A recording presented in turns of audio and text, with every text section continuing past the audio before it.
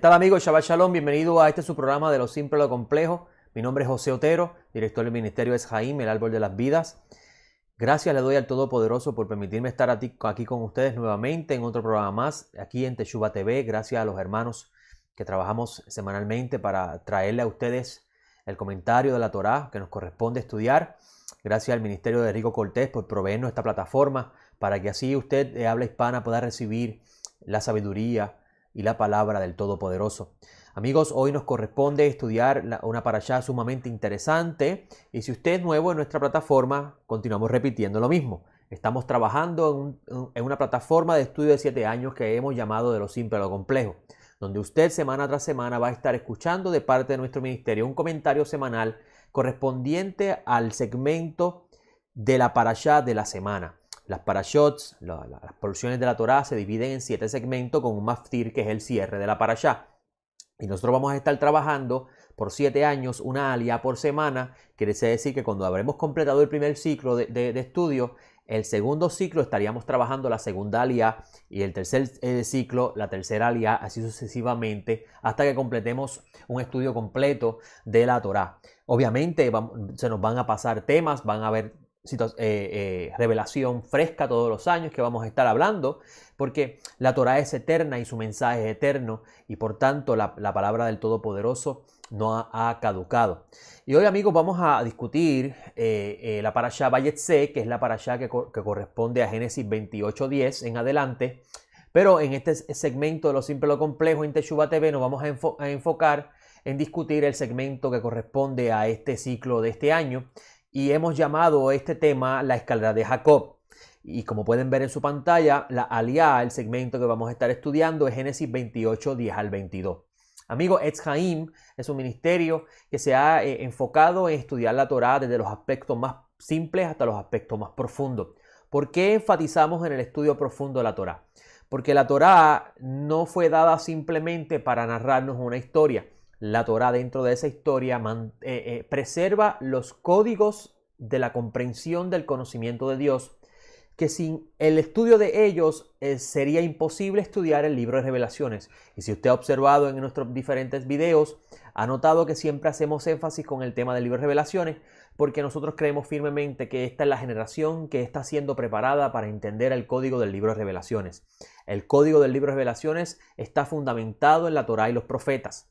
Y el Mashiach, cuando recibe el rollo en el trono divino, como aparece en el capítulo 5, él abre estos 7 sellos, que son los sellos que no permiten que la Torá sea revelada, porque el rollo que tiene el que está sentado en el trono es el rollo de la Torá que recibió Moisés. Pero que Moisés vedó, es decir, le puso un velo por causa del pecado del becerro de oro. Los sabios de Israel enseñan que cuando el Eterno dio la Torá a Moisés, la Torá estaba escrita por dentro y por fuera. Y si usted mira los rollos de la Torá hoy en día, están escritos solamente por dentro. Sin embargo, cuando va al libro de Revelaciones, usted va a notar que el que entrega el rollo al Cordero, el que está sentado en el trono, le entrega al Cordero el rollo, y este rollo está escrito por dentro y por fuera. Esos son detalles que pasamos por alto cuando estudiamos el libro de Revelaciones, porque hemos tomado el libro de Revelaciones como el libro que habla del fin del mundo y hemos pasado por alto sus códigos. Y por tanto, para poder entender esos códigos es necesario estudiar los aspectos simples de la comprensión bíblica y a la misma vez ir creciendo y madurando los aspectos complejos. Y eso es lo que estamos haciendo aquí en Teshuva TV. En Etz Jaim, en nuestra página web, estamos trabajando con los diferentes temas que son necesarios conocer para lo que se conoce como el trasfondo, para poder entrar en el libro de Revelaciones, y estamos próximos a hacer público estas enseñanzas. Aunque en las clases presenciales que damos en nuestro Bet Midrash en Ponce, Puerto Rico, ya hemos desarrollado bastantes temas. Solo que para el público de la sala virtual que estudia con nosotros en Etz Jaim, pues obviamente vamos a estar trabajando unos temas adicionales que no van a ser tratados en las clases presenciales, pues, porque la audiencia es completamente diferente.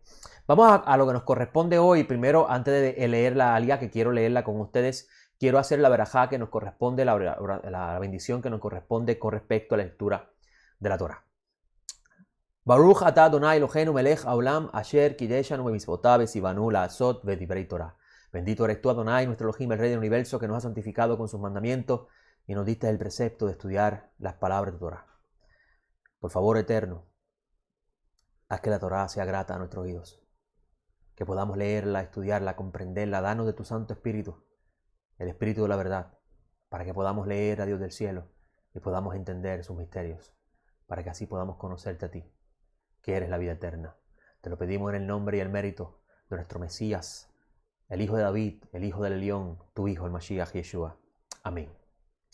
Bueno amigos, como les dije, en su pantalla pueden ver el tema que vamos a discutir, la escalera de Jacob. Ese es el tema principal que vamos a estar tocando con respecto a esta parashá. La Torá, vamos a comenzar con mis notas. La Torá, en la porción de esta semana, la Torá, como les dije, se titula Vayetze, que significa y salió.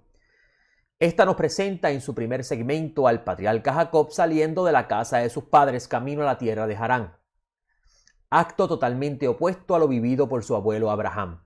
Abraham salió de Harán camino a la tierra de Canaán. Sin embargo, Jacob salió de la tierra de Canaán hacia la tierra de Harán. Según los sabios, esto sucedió por orden de sus padres, por el temor a venganza de parte de Esaú por el evento de la primogenitura.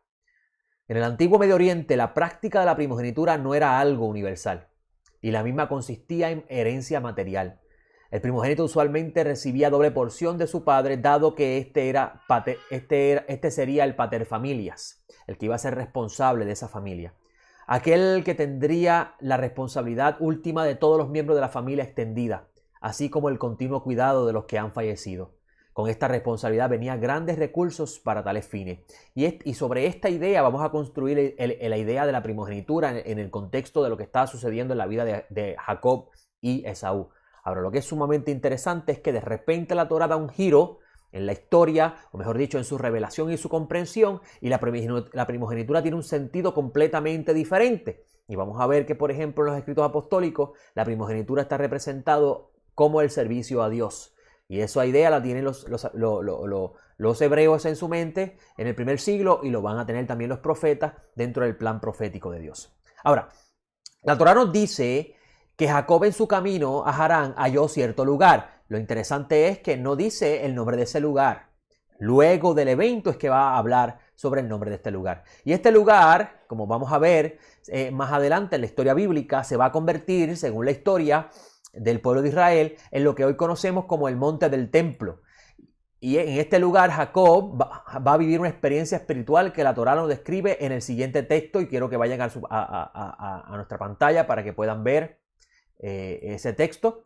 Dice Génesis 28, 10 al 12. Jacob pues salió de Beersheba y se dirigió hacia Harán, y llegado a cierto lugar pasó allí la noche, porque ya el sol se había puesto. Tomó una piedra del lugar y la puso por su cabecera y se tendió en aquel sitio, y tuvo un sueño. He aquí una escalera apoyada en la tierra cuya parte superior alcanzaba los cielos, y aquí los ángeles de Dios subían y bajaban por ella. Y aquí Dios estaba en pie sobre ella y dijo: yo soy el Dios, yo soy el Eterno, Dios de tu padre Abraham y Dios de Isaac. La tierra sobre la que estás tendido te la daré a ti y a tu descendencia. Y tu descendencia será como el polvo de la tierra, y te extenderás hacia el mar, hacia el oriente, hacia el norte y hacia el Negev. Y en ti y en tu descendencia serán benditas todas las familias de la tierra. Y aquí yo estoy contigo y te guardaré donde quiera que vayas, y volveré a traerte a esta tierra. Pues no te dejaré hasta que haya hecho lo que te he prometido. Despertó Jacob de su sueño y dijo: ciertamente el Eterno está en este lugar, y yo no lo sabía.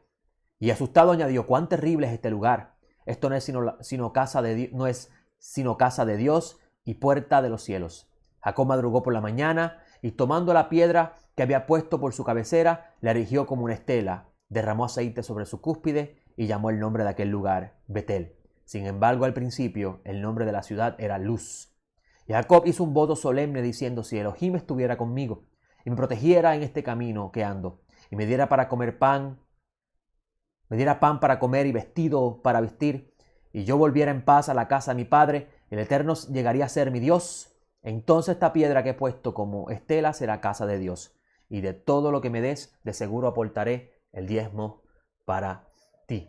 Y ahí cierra esta parte de este segmento, donde vamos a ver, como les dije en la pantalla, que Jacob llega, como pueden ver en su pantalla, que Jacob llega a un lugar cuando va dirección hacia Harán.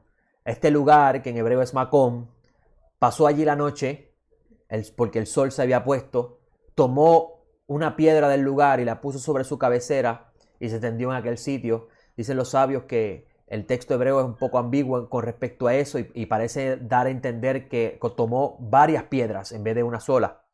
Y tuvo un sueño, dice el texto, y ese sueño es una escalera que está sostenida sobre la tierra, mejor dicho, está puesta en la tierra y su parte superior alcanzaba los cielos. Y en esa escalera va a haber ángeles de Dios que subían y bajaban por ella. Lo interesante es que el texto nos va a decir que también Dios está en la parte de arriba de esta escalera. En este mismo segmento, como leímos, Jacob le dice al Eterno, Jacob dice, mejor dicho, que el Eterno está en este lugar. Eso está en Génesis 28:16, como lo leímos. Despertó Jacob de su sueño y dijo, ciertamente el Eterno está en este lugar y yo no lo sabía. Pero antes de Jacob decir estas palabras, primero Hashem le habla con respecto a la elección de Jacob para poseer esta tierra. A partir de este momento, Jacob y su descendencia se convierten en los elegidos para ser quienes reciben en posesión el lugar que eventualmente se convertiría en el centro de culto de la fe judía. Este monte sería el lugar donde se construiría el templo sagrado, que será la habitación de la presencia divina, Shejinah en hebreo, la presencia del Creador, bendito sea su nombre. La elección de Jacob y su linaje para tal responsabilidad es parte del plan de redención que Dios tiene para la humanidad en general. Porque si usted pensaba que la redención simplemente es para Israel, le faltó la mitad del libro.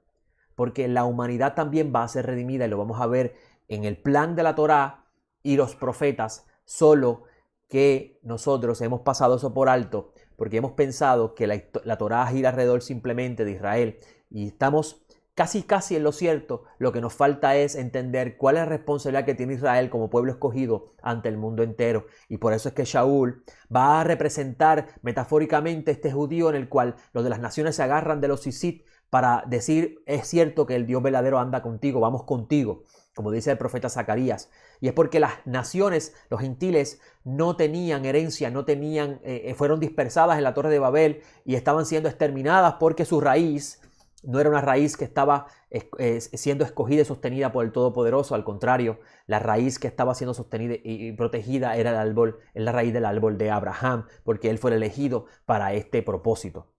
Esto es sumamente importante para entender, porque el pueblo de Israel tiene la responsabilidad de ser parte de este plan de redención de Dios que Dios tiene para la humanidad en general, y este es el código misterioso del hombre Adán. Y por eso vemos que en el primer Adán todos los seres humanos mueren, pero en el postrer Adán, que es el Mashiach, todos los seres humanos son vivificados. Así, vamos a ver que el profeta Isaías en el capítulo 2, 1 al 4, con respecto a este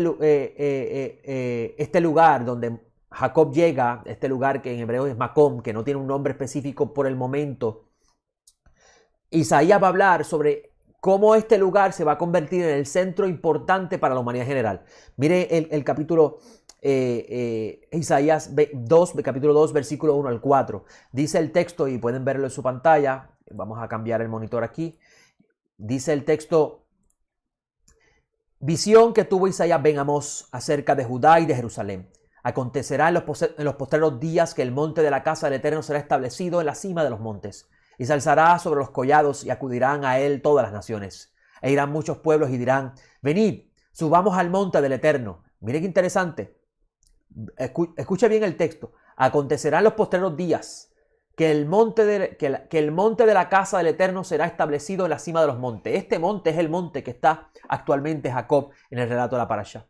Y dice: y se alzará sobre los collados y acudirá a él todas las naciones. E irán muchos pueblos y dirán: venid, subamos al monte del Eterno, a la casa del Dios de Jacob. Él nos enseñará sus caminos y nosotros marcharemos por sus sendas. Porque de Sion saldrá la Torá y de Jerusalén la palabra del Eterno. Él juzgará las naciones y reprenderá a muchos pueblos. La palabra reprender hace alusión a corrección.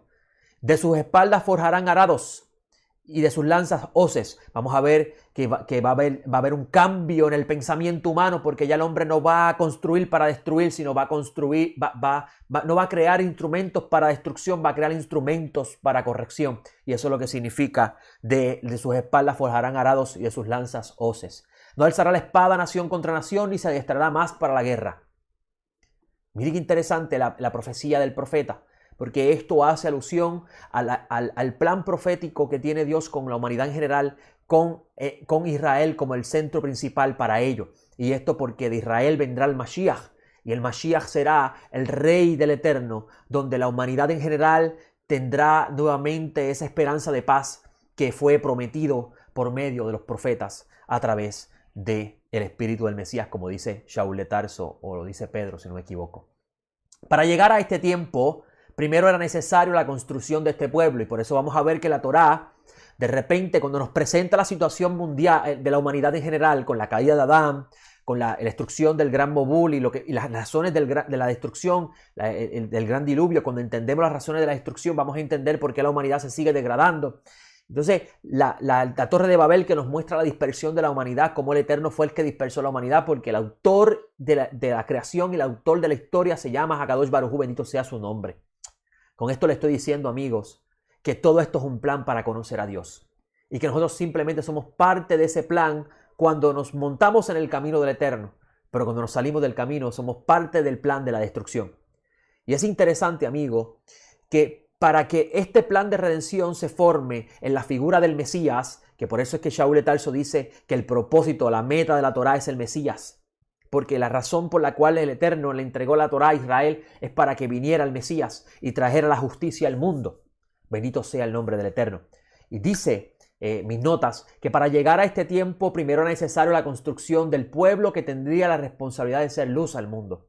Con la elección de este pueblo y la elección de Jerusalén como el lugar, el Macom, donde el Eterno escogió poner a su nombre, la humanidad en general disfrutará de la justicia que traerá la gloria del Eterno a las naciones. En palabras del profeta Isaías en el capítulo 2, versículo 4.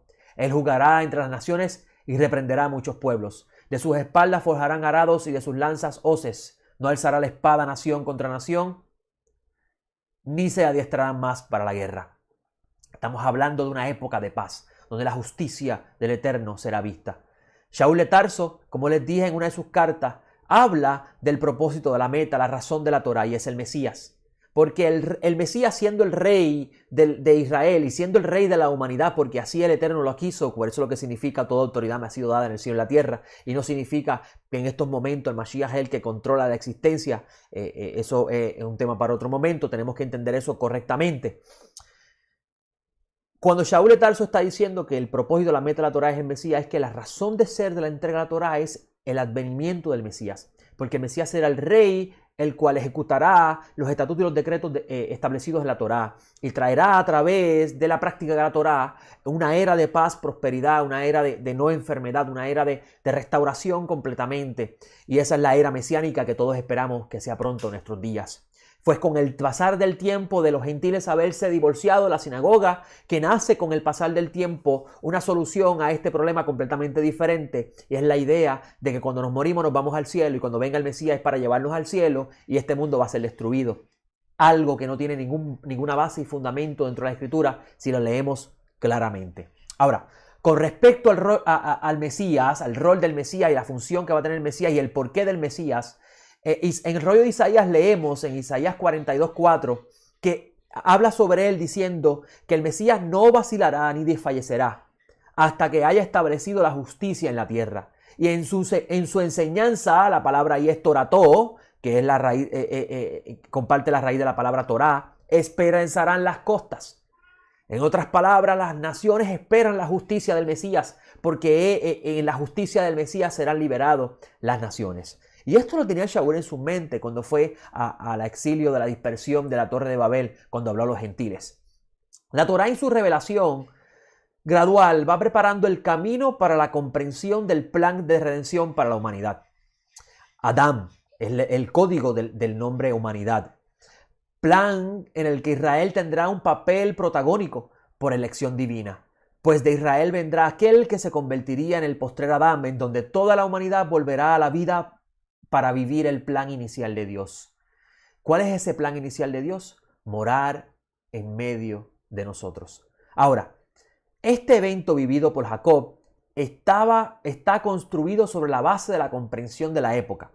Para el antiguo Medio Oriente, ciertos lugares eran vistos como portales a los cielos. Según los comentaristas, Jacob está viendo este lugar como la puerta de donde ascienden y descienden ángeles sobre la tierra. El lugar donde estos seres pasarán a través de para cargar la misión conforme al nombre que les es dado. Y si usted tiene alguna pregunta sobre eso, vaya a nuestra página web y va a ver la enseñanza sobre los mensajeros. Según otros comentaristas, la roca donde Jacob recostaría su cabeza se convertiría en el Kodesh HaKodashim, en el Santo Santísimo. Según estos, sobre su cabeza Jacob percibió la visión. De ser así, esto nos ayudaría a entender mejor el libro de Revelaciones, pues el mismo nos describe a mensajeros saliendo del santuario para hacer la misión que le corresponde conforme a la narración del texto. Todo lo antes dicho es sumamente importante, amigos, dado que cuando leemos el libro de Revelaciones con este conocimiento, podemos entender textos como Revelaciones 5 y Revelaciones 14, 15 al 17. Y quiero citar quiero leerle esa parte de Revelaciones 14, 15 al 17 para que puedan entender lo que me estoy refiriendo.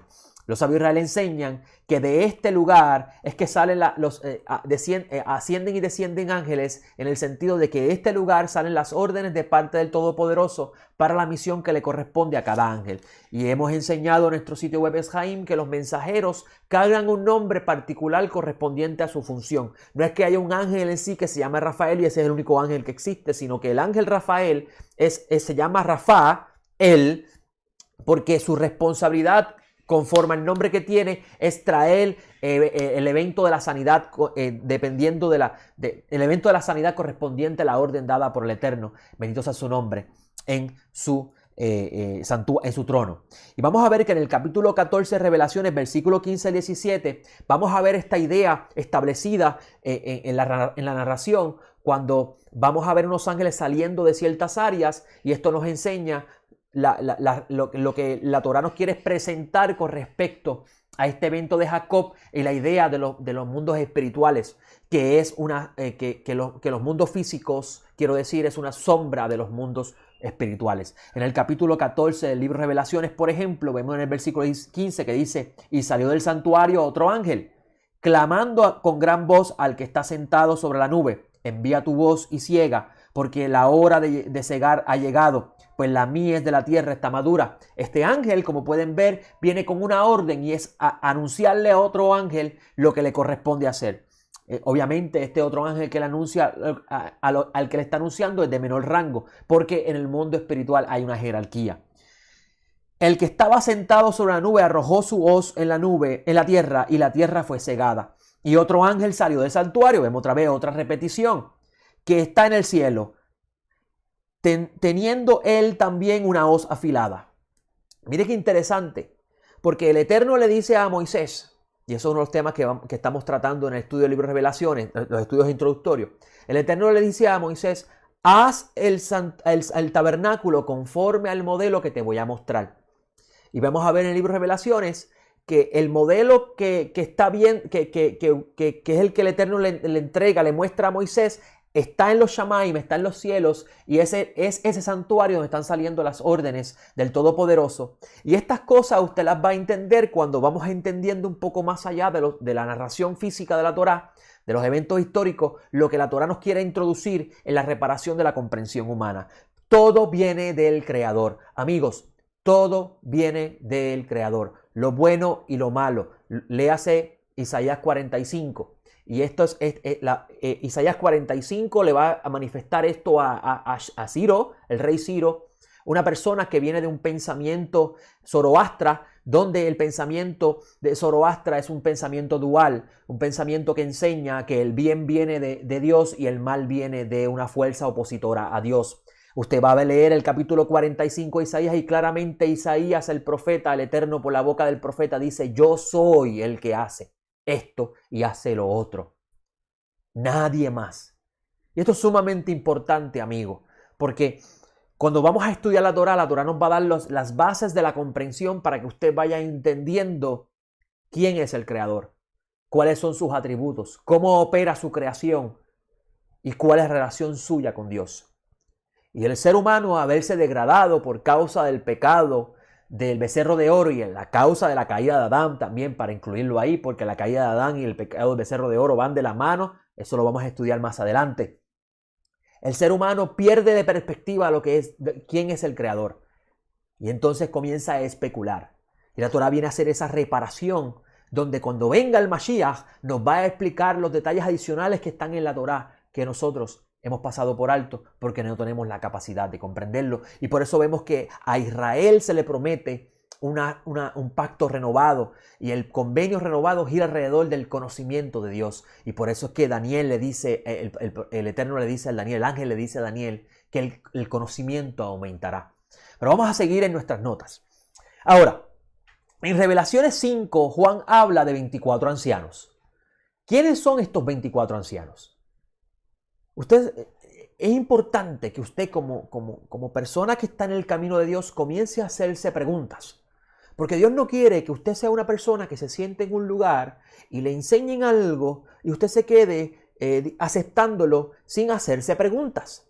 Para llegar a la verdad es necesario que hayan argumentos, hayan preguntas que creen la intención no es crear la duda, sino con las preguntas disipamos cualquier error que podamos, cualquier idea borrosa que podamos percibir cuando nos explican un tema. Y es necesario preguntarnos para que lleguen las respuestas. Usted tiene una conversación con un judío, por ejemplo, el judío le hace una pregunta y él le responde con otra pregunta. Y usted se preguntará por qué ellos hacen eso. Y es que con hacerle la pregunta, ellos van a ver con su respuesta la intención por la cual usted está haciendo esa pregunta. Y eso es importante porque eso es parte de los elementos del diálogo. Cosas que no conocemos, que cuando leemos, por ejemplo, textos como el Talmud, empezamos a especular sobre lo que dice y llegamos a conclusiones erróneas. Incluso llegamos hasta juzgar al pueblo de Israel, mayormente a los sabios rabinos, por los textos, porque no entendemos el sistema de ellos. Por tanto, es importante que lo que no conocemos, mejor quedarnos silencio y pedirle al Eterno que nos permita conocerlo y hacernos preguntas para que nos llegue la respuesta. Y la pregunta que les quiero hacer, que quiero invitarlos a reflexionar, es: ¿quiénes son estos 24 ancianos? ¿Por qué es importante estos 24 ancianos en el relato del libro de Revelaciones? Amigos, ¿sabía usted que en la pseudografía se encuentra un escrito llamado la escalera de Jacob? Si usted no sabe lo que es la pseudografía, permíteme explicarle brevemente. La pseudografía es una colección de escritos que no entraron al canon porque se le adjudica a personas, se le adjudica el nombre de esos escritos a personas que no existieron para el tiempo que se escribieron. El libro de Enoc, el libro de Yashar, el libro de los jubileos, la revelación de Ezra, la revelación de Abraham, la revelación de Adán. Todo eso es parte de la pseudografía, entre otros textos adicionales. Y dentro de esta pseudografía hay un texto llamado la escalera de Jacob, que según los eruditos, la misma data del siglo I. Y eso es sumamente valioso porque nos va a ayudar a entender lo que posiblemente Juan sabía, y cuando el libro de Revelaciones lo expresa, lo confirma. Y este texto llamado la escalera de Jacob gira alrededor de la experiencia de Jacob en esta parashá. Y la información que nos provee nos va a poder ayudar a entender el rol de estos 24 ancianos en el libro de Revelaciones. A continuación, en su pantalla va a haber un extracto de este texto que quiero que ustedes lean conmigo. La escalera de Jacob 1, 4 al 6 dice: y en la parte alta de la escalera había un rostro como de hombre, grabado en fuego. No es que había un rostro de hombre, un rostro como de hombre. Eso es importante. Grabado en fuego. Había 12 escaleras en dirección al tope de ella. O sea que el autor de la pseudografía está diciendo que esta escalera de Jacob tiene, amigos, 12 escalones. La escalera tiene 12 escalones. Esto es sumamente importante. Seguimos leyendo.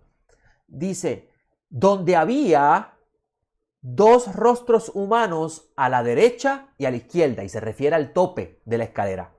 24 rostros incluyendo su pecho, y el rostro del medio era más alto que todos los que vi.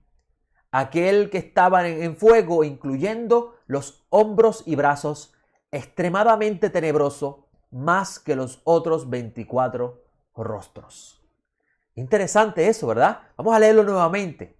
Y en la parte alta de la escalera había un rostro como de hombre, grabado en fuego. Había 12 escaleras en dirección al tope de ella, donde había 2 rostros humanos a la derecha e izquierda, 24 rostros incluyendo su pecho, y el rostro del medio era más alto que todos los que vi. Aquel que estaba en fuego, incluyendo los 2 hombros y brazos, extremadamente tenebroso, más que los otros 24 rostros. Si habían 24 rostros, claramente estamos viendo que en una escalera de 12 escalones había un rostro al lado derecho y un rostro al lado izquierdo, y en el centro bajaban y subían los ángeles. Esto es sumamente importante, amigos, y esto nos muestra cuán importante es leer esta literatura, que nos podría ayudar a entender mejor lo que los autores de los textos podrían estar tratando de exponer en su literatura, pero sin conocer el trasfondo de lo que ellos conocían, podemos especular erróneamente. Hemos enseñado, por ejemplo, que estos 24 ancianos, 12 de ellos son los 12 discípulos y 12 son las 12 tribus. Excelente, perfecto, pero tenemos un problema. Que uno de los 12 discípulos está en la visión. Por tanto, podemos decir que la silla de ese anciano está vacía. Para poder llegar a la verdad, amigo, es necesario e importante hacernos preguntas. Porque dentro de las preguntas vamos a encontrar la respuesta. Y aquí vamos a ver claramente que no es posible que sea los 12 discípulos y las 12 tribus, porque fallaríamos en darle al blanco al mensaje correcto por la simple razón, amigos, de que uno de los 12 discípulos está participando de la visión. Ahora, es interesante ver que la Torá nos enseña que hay 24, el ciclo de servicio del templo es de 24 sacerdotes van a hacer el servicio del ciclo del templo. Y esto es sumamente importante y valioso, amigo, porque si son 24, entonces ya podemos unir las piezas con la relación que van a tener estos 12 de ambos lados en la escalera de Jacob. Ahora, claramente, el tope de esta escalera, como dice el texto, según lo expuesto por este escritor, alude al Kodesh HaKodashim, al Santo Santísimo, al lugar santísimo en nuestra literatura bíblica. Y este lugar, el Kodesh HaKodashim, representa el trono divino. Y esto lo deducimos de los 2 rostros humanos a la derecha y a la izquierda que vemos en la escalera. Dice este texto de la pseudografía que en la parte alta había 2 rostros humanos, derecha e izquierda, y en el centro había uno grabado en fuego, que era extremadamente tenebroso, el que estaba grabado en fuego. Esto es sumamente importante, amigos, porque nos ayuda a entender mucho más la revelación bíblica. Vamos a ver que en el arca de la alianza había un rostro de niña y un rostro de niño en los querubines, mirando hacia el centro, mirando la luz que se posaba en el centro, que alude a la luz del Todopoderoso. Ahora, ¿quiénes son estos 24 ancianos? Si leemos detenidamente el texto, el autor, vamos a ver otra vez en la pantalla, el autor habla de 2 escalones en la escalera. Un detalle sumamente importante para entender el mensaje. Ahora, la explicación de esto, porque si usted piensa que le voy a explicar esto aquí, lamento decirle que no es el lugar para hacerlo. La explicación de esto está más allá de lo que estamos enseñando hoy, dado que el mensaje, lo que significa esto, pertenece al estudio del libro de Revelaciones, estudio que estamos preparando para nuestro público que estudia con nosotros. Pero aún así, traemos este texto, amigo, en este comentario, dado que con el mismo podemos ver el desarrollo gradual de la revelación bíblica que tienen los judíos al estudiar los misterios de la Torá. Porque este texto de la escalera de Jacob pertenece al primer siglo. Y esto nos enseña, amigos, cómo el estudio de la revelación bíblica constantemente, en la medida que el hombre va madurando, y esto lo enseña el autor del Hebreo, de la carta a los Hebreos, va a poder discernir mejor el mensaje del Todopoderoso. Le invitamos a entrar a nuestro sitio web Eshaim para poder discutir más sobre estos temas. Ahora, mencioné al principio que este lugar donde Jacob se encuentra se convertiría eventualmente en el lugar donde se construiría el Santo Templo, como así lo muestra la historia del pueblo. Jerusalén, la ciudad del rey, se convirtió en el centro del espacio sagrado que el bendito va a construir como morada suya. Jerusalén es su huerto en Edén. Pero la revelación bíblica no termina aquí. Luego, con el pasar del tiempo, ya para el primer siglo, un discípulo de nombre Juan le da un giro totalmente diferente a esta comprensión de la parashá y eleva el mismo alrededor del misterio del Mesías, tema que vamos a estar tratando en nuestro comentario de lo complejo a través de nuestro sitio web Eshaim. ¿Por qué se lo menciono? Porque en nuestro comentario complejo vamos a ver cómo Juan, el discípulo que escribe el evangelio más complicado de los 4 evangelios, y me duele mucho, ¿verdad?, escuchar como personas decir que ese es el evangelio del amor y el evangelio más sencillo. No, amigos, es uno de los evangelios más dificultuosos, porque si usted no conoce los aspectos misteriosos de la Torá, que los sabios de Israel conocen, usted no va a entender qué significa comer carne, beber sangre, qué significa el Padre habita en mí, yo en el Padre, todos estos temas que son sumamente complejos dentro de la narración simple de las Escrituras. Y en el comentario complejo vamos a tratar el tema de la escalera de Jacob en la perspectiva y la visión de Juan, donde Juan va a poner al Mashiach como sobre quién va a descender los ángeles del Eterno. Y esto es importante porque una vez que Jacob se levanta del sueño, dice la Escritura que él coge esa piedra, una piedra, y la coloca en ese lugar donde él estaba y le vierte aceite sobre ella. Y ese evento, todos los profetas hablan sobre ese evento en forma de códigos que nosotros, por no conocer lo que eso representa, no entendemos. Y ese aceite se adhiere sobre esa roca y esa roca se convierte en la Eben Shejitá, la piedra fundamental. Y sobre esa roca se construyó el santuario. Y esa roca es importante entenderla para poder entender por qué Juan se atreve a coger el relato de la escalera de Jacob y coloca al Mashiach como sobre quien asciende y desciende los ángeles del Eterno. Le invito a entrar a nuestro sitio web, eshaim.com, para ver esa enseñanza que tenemos disponible con la ayuda del Eterno para este Shabbat. Ahora, vamos a los aspectos interesantes de la parashá. Porque hay aspectos en esta parashá muy interesantes que nos vamos a poder atar con palabras de Rabbeinu Hakadosh, nuestro santo maestro, el Mashiach, Adonenu, nuestro Señor, Yeshua. Dice la Escritura, en los aspectos interesantes de la parashá, dice el texto que tengo conmigo, que preparé para compartir, la Torá nos dice que el nombre hebreo de esta escalera es Sulam. La palabra Sulam, van a ver en la pizarra, que vamos a ver en la pantalla, la palabra Sulam se escribe,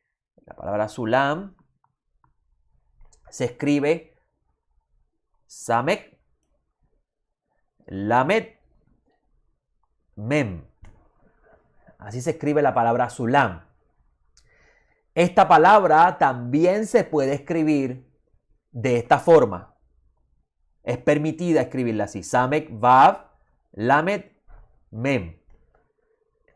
Aquí lo que cambia es la Vav. Y es porque se permite escribir esta letra dentro de la palabra Sulam, porque la Vav dentro de una palabra en ocasiones hace la función de U o hace la función de O.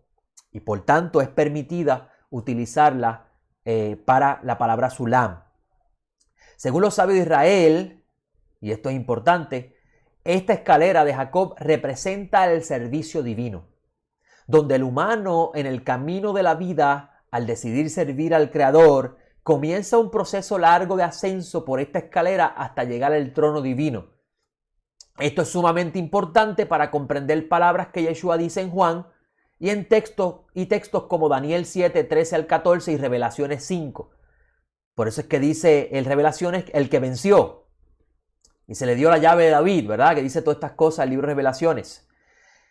Ahora, lo que aquí deseo mostrarle, amigo, es cómo la suma de estas letras nos van a dar el mismo valor numérico de la palabra dinero, mamón.